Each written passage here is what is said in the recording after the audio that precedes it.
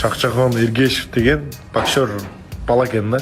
Ошо Шакчакан менен урушсам мощный бой көрсөтүп бермекмин. Ассаламу алейкум достор. Жанагындай видео көрүп атып, жана бокс көрүп калдым, Адылхандын боксун. Анан кирсем Шакчакон Эргешев деген боксер бала экен да. Өзү реально күчтүү бала экен. Өзбекстанда мындай боксташып жүргөн адам экен да, профессиональный. И соперниги индустар көбөйүп кеткен го азыркы учурда. Ошо Өзбекстанга кирген индустан эле келип алып келип уруп алыптыр да.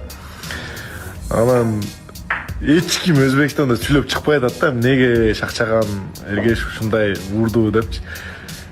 Хотя бы мени алып барса, мен греплермин, мен мощный бой көрсөтүп бермек. Marcel Shohjahon Ergashev raqibini ustidan kulib, undan ko'ra meni qo'yib beringlar, men yaxshiroq jang ko'rsatib beraman deb fikr bildiribdi. Marcel bavrim, bitta haqiqat gap aytaman, xafa bo'lmagin. Yaxshi sportchisan, lekin Shohjahon Ergashev bu professional boksyor, buni уровени sandan ancha baland.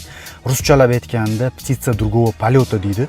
O'shaning uchun menimcha hali ancha tayyorlanishing kerak bunaqa уровендagi boksyorlar bilan tushishga. Do'stlar, sizlar nima fikrdasizlar? Marcelga menimcha hali ancha bor.